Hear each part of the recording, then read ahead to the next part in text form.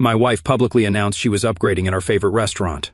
I walked out in silence, changed the locks, denied a cosign, and won freedom. 3 weeks ago, my wife reserved our favorite restaurant, invited all our friends, and announced that our marriage was a waste of time. She said she was upgrading.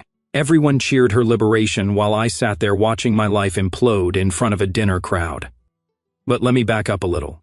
We had been married for 6 years. Not perfect, but I thought we were solid. Sure, we had our rough patches like any couple, but nothing that screamed divorce court. She had been distant for a few months, working late, going out with girlfriends more often. Classic signs, right? But when I would bring it up, she would flip it around, make me feel like I was being paranoid or controlling. The restaurant thing came out of nowhere. She told me she wanted to have dinner with our friends at Antonio's, the Italian place we went to for our anniversary every year. She said it would be nice to get everyone together since we had not seen them in a while. I thought it was sweet. Shows you how naive I was. I should have known something was up when I walked into that private dining room. The way everyone looked at me like they were watching a car accident in slow motion. They all knew. Every single one of them knew what was coming except me. She waited until after the appetizers, stood up with her wine glass like she was giving a toast. I actually smiled, thinking she was going to say something nice about us, maybe announce a vacation we were planning or something. Instead, she cleared her throat and said, "I wanted you all here tonight because you are my closest friends, and I needed witnesses for what I am about to say." Her voice was steady, rehearsed. This was not spontaneous. This was planned, calculated. Marriage has been a complete waste of my time. I have spent 6 years of my prime trying to make something work with someone who just does not get it. I am done settling. I am done pretending. I am upgrading. The silence lasted maybe 3 seconds. Then our friend from college started clapping, then another. Then the whole table erupted in applause like she had just announced she was curing cancer. They were actually cheering for the end of my marriage like it was some kind of victory. She looked right at me with this smile I had never seen before. Cold, satisfied, like she had just won a game I did not know we were playing. I could have made a scene, could have stood up and demanded answers, could have asked why she needed an audience to destroy our marriage, could have pointed out that she had just humiliated me in front of people I considered friends, but I did not. I took off my wedding ring, placed it on the table next to my untouched pasta, and walked out. No words, no drama, no giving her the reaction she was clearly expecting. The silence I left behind was more powerful than anything I could have said. The applause died immediately. I heard chairs scraping against the floor as I reached the door. Probably people realizing they just participated in something pretty messed up. I drove home in complete quiet. No radio, no phone calls, no processing what just happened. Just silence. When I got to the house, I went straight to the garage, grabbed some boxes, and started packing her stuff. Not out of anger, just practicality.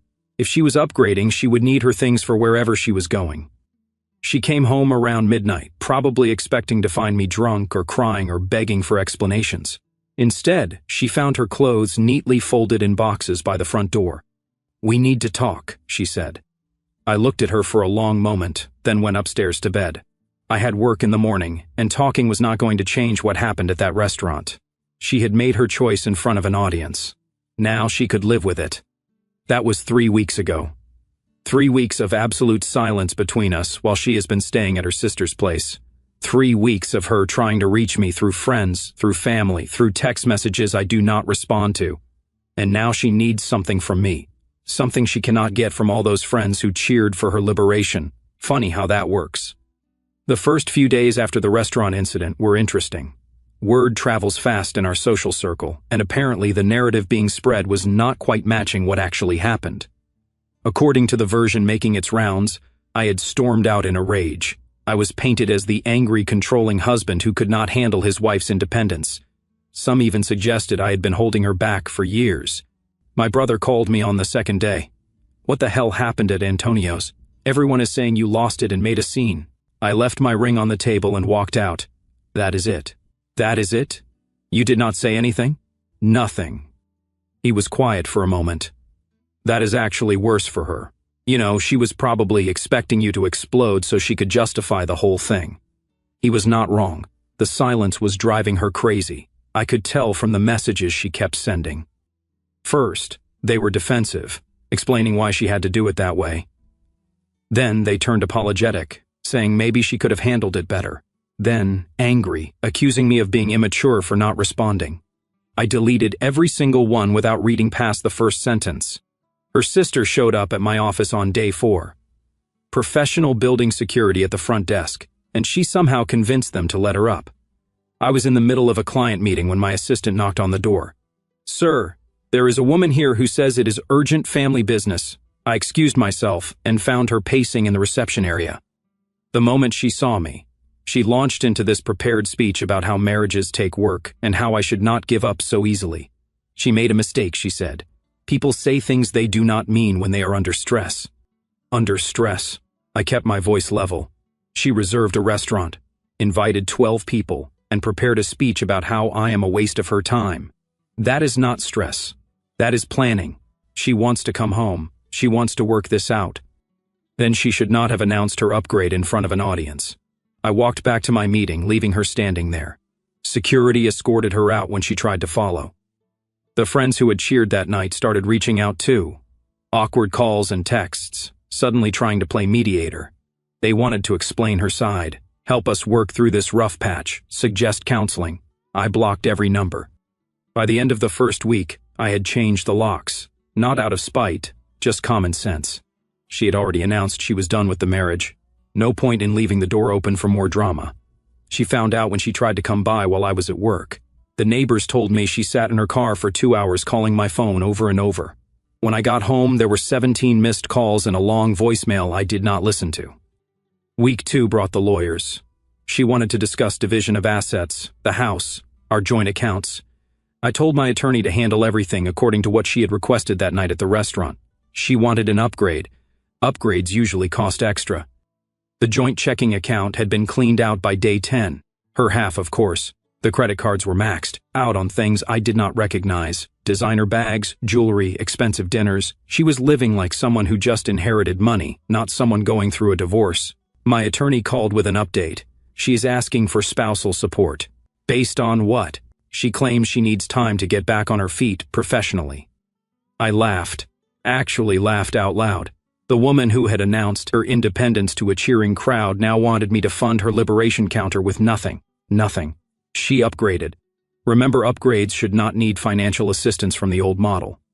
By week 3, the picture was getting clearer. The friends who cheered were not exactly lining up to help with her new independent life. The sister who had shown up at my office was not offering a permanent place to stay.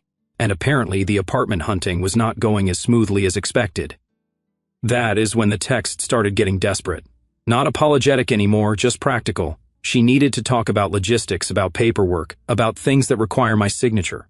I saved those messages, not to respond to them, just to remember what desperation looked like from someone who had publicly celebrated the end of our marriage, because I had a feeling I was going to need that perspective very soon. Week 3 is when reality started hitting her like a freight train. The apartment applications she had been filling out were getting rejected, not because of her income, but because of her credit score.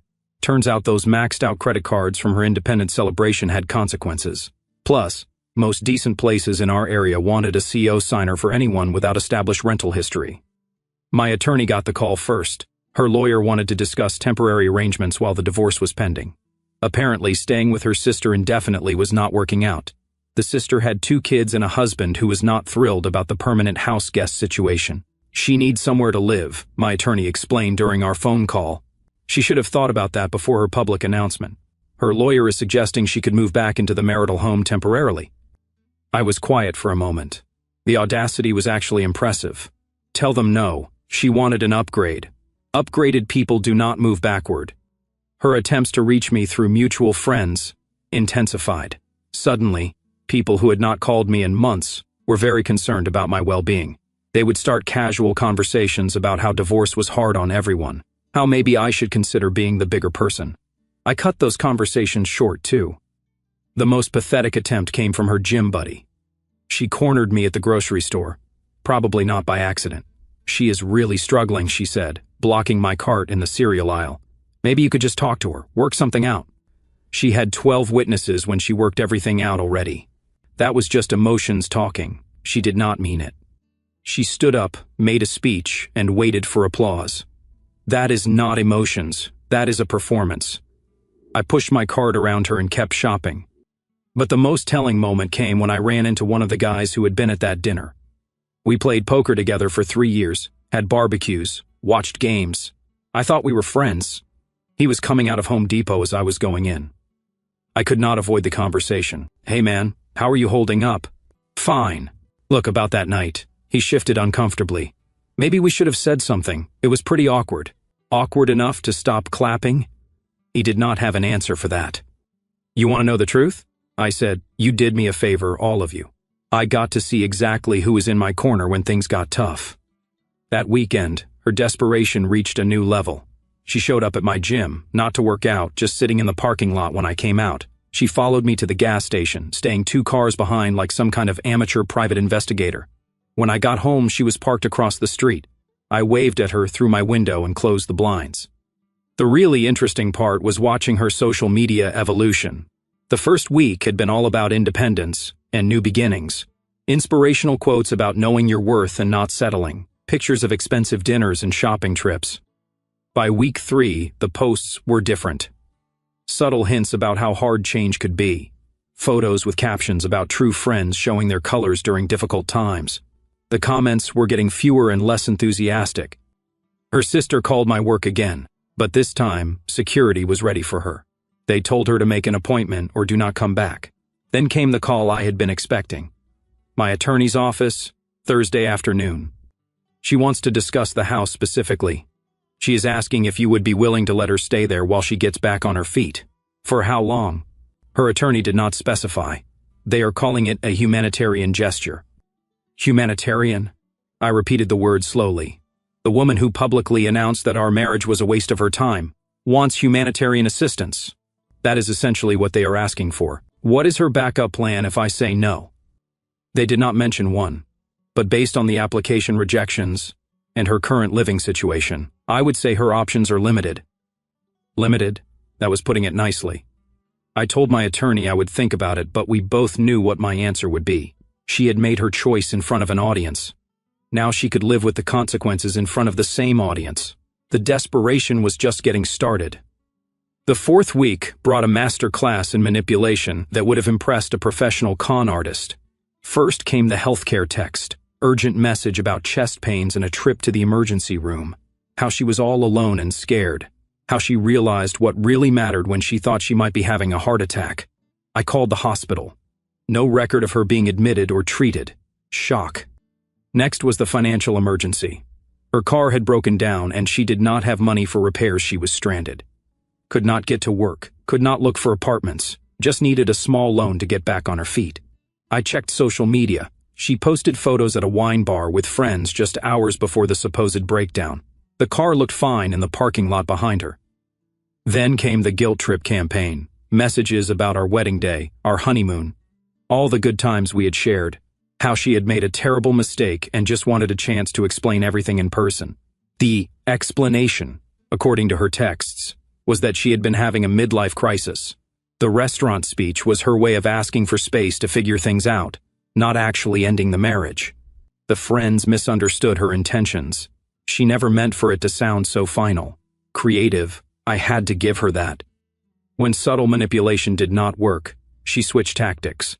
Friday night, she showed up at my house with takeout from our favorite Thai place, just stood on the porch with bags of food, ringing the doorbell every few minutes for an hour.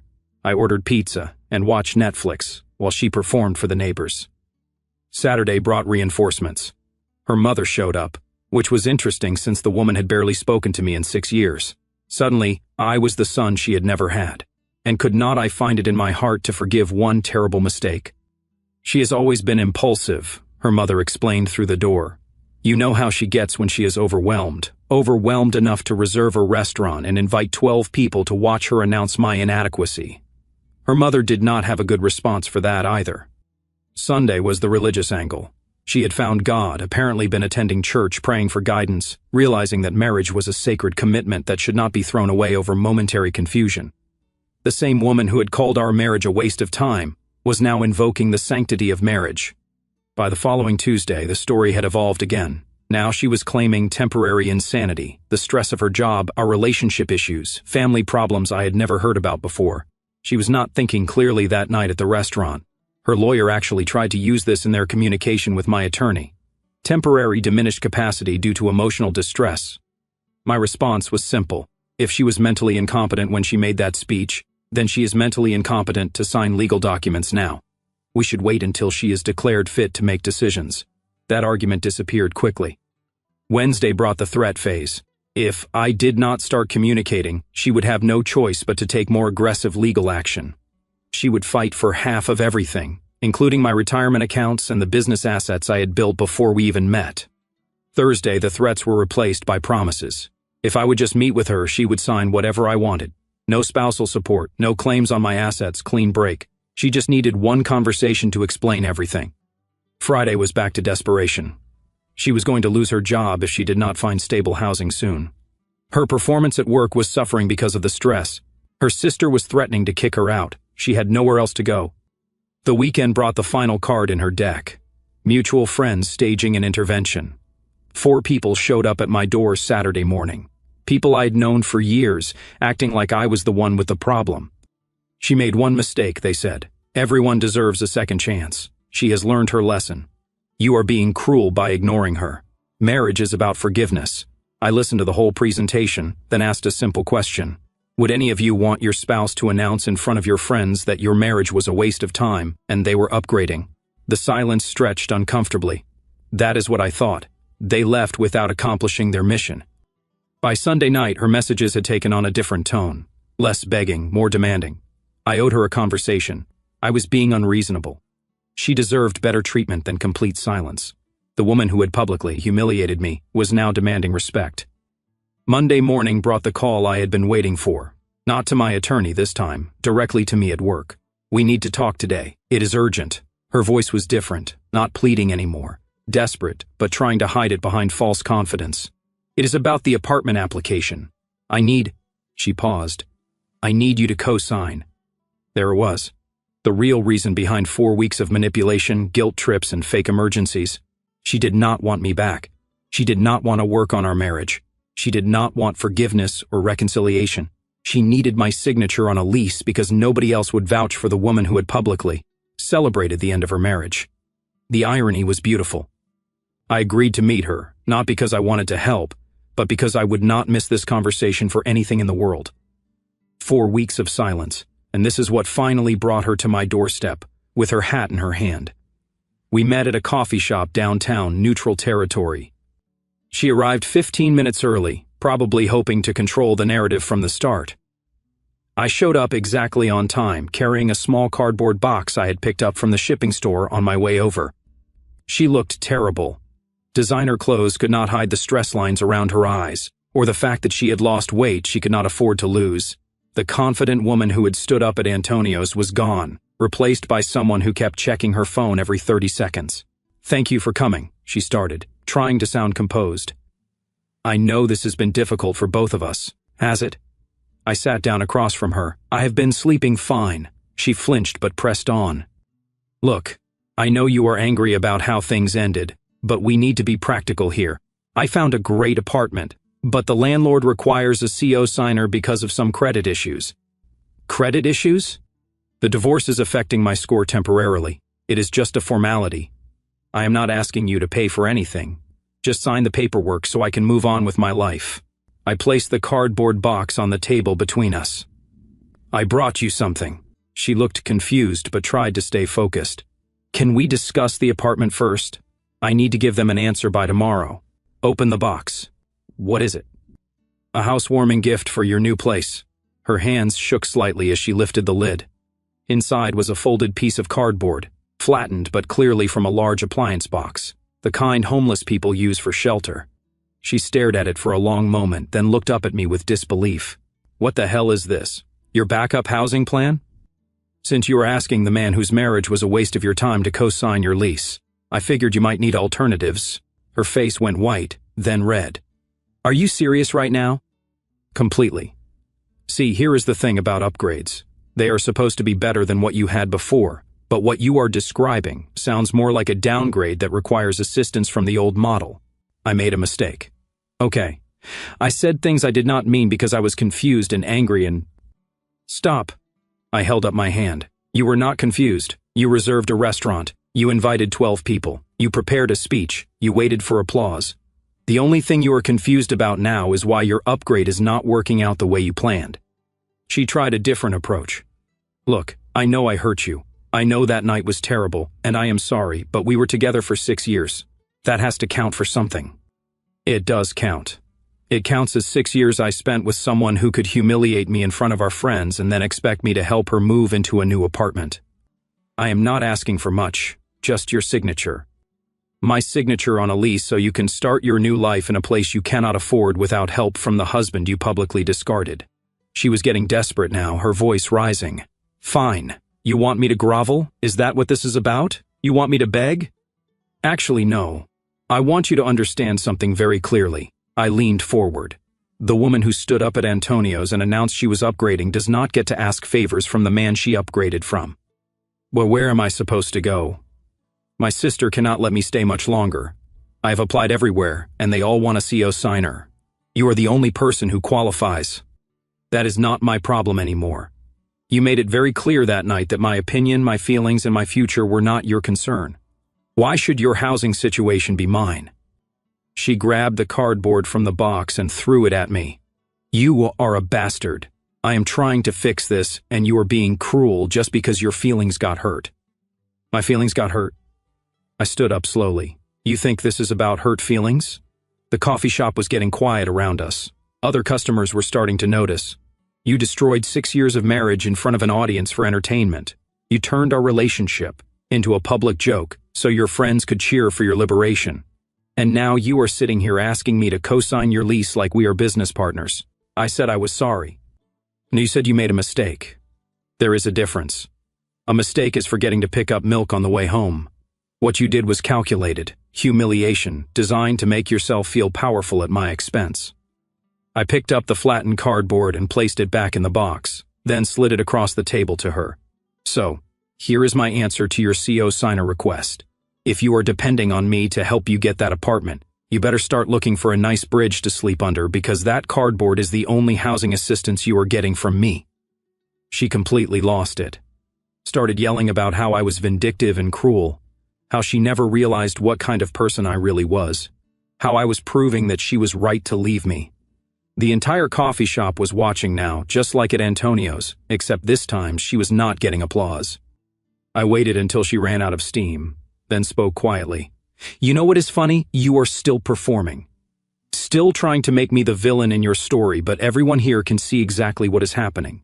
The woman who publicly celebrated her independence is melting down because her ex-husband will not help her pay rent. I stood up and dropped a 10 on the table for my coffee. Summa de mina frene para simper. Your place is on the street, not next to me. You did me an enormous favor with that declaration of yours at the restaurant. I walked toward the door, leaving her sitting there with her cardboard box and the stares of everyone in the coffee shop behind me. I heard her calling my name, but I did not turn around. The upgrade she had announced to 12 people had officially been downgraded to a cardboard box and a reality check, exactly what she deserved. That was 2 months ago. The divorce was finalized last week. Clean, simple, no drama. She did not get spousal support, did not get half my assets, did not get anything except her personal belongings and the reality check she had been avoiding. Turns out when you publicly announce your marriage is worthless in front of witnesses, those witnesses become very useful in court proceedings. My attorney had a field day with the testimony from that night at Antonio's. As for where she ended up living, well, let us just say it was not the upgrade she had in mind. Her sister kicked her out 2 days after our coffee shop meeting. Something about not being able to handle the drama anymore. Cannot imagine why. She found a studio apartment in the worst part of town, the kind of place that does not require CO signers because they are desperate for anyone who can fog a mirror. No doorman, no amenities, bars on the windows. Her social media posts about independence and new beginnings stopped completely after she moved in there. The friends who cheered for her liberation at the restaurant. Funny how quickly that support evaporated when she needed actual help. Turns out applauding someone's decision is a lot easier than dealing with the consequences of that decision. I heard through the grapevine that she tried reaching out to some of them for a place to stay, maybe a CO signer for a better apartment. The same people who celebrated her freedom suddenly had very full guest rooms and very complicated financial situations. My life, on the other hand, improved dramatically. The house is peaceful now. No more walking on eggshells. No more analyzing every conversation for hidden meanings. No more wondering if I am somehow failing as a husband because nothing I do seems to make her happy. I redecorated the entire place. Got rid of the furniture that came with baggage and bought exactly what I wanted. The living room has a massive sectional that is perfect for watching football. The garage is organized like a showroom. The kitchen has every gadget I have ever wanted but could not justify buying. Work is better too. Funny how much more focused you can be when you are not constantly stressed about what kind of mood your wife will be in when you get home. My productivity shot up and I got a promotion 3 weeks after the divorce was final. Started going to the gym regularly, something I had let slide during the last year of our marriage. Lost 15 pounds, gained back muscle definition I had not seen in years. Feel better than I have in a decade. The really satisfying part is how word spread about what actually happened at Antonio's. The true version of events, not the spin she tried to put on it.